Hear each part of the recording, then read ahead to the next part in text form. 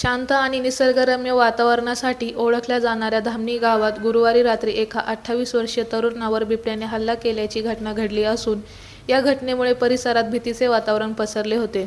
अक्षय फकीरावी ढाटे वय 28 हा तरुण बिबट्याच्या हल्ल्यात जखमी झाला होता. त्याच्यावर मनसर येथील उपजिल्हा रुग्णालयात उपचार करण्यात आले.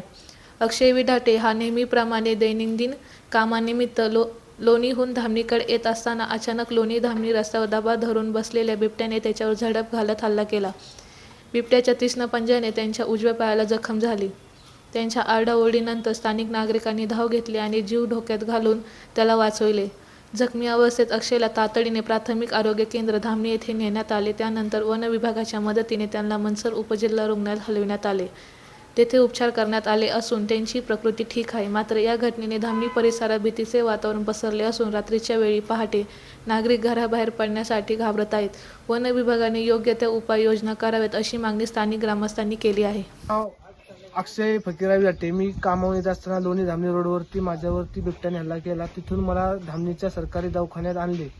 पुढील उपचारासाठी वन अधिकाऱ्यांनी मनसर उपजिल्हा रुग्णालयात दाखल केले. तिथे माझ्यावरती उपचार करून मला घरी सोडवण्यात आले.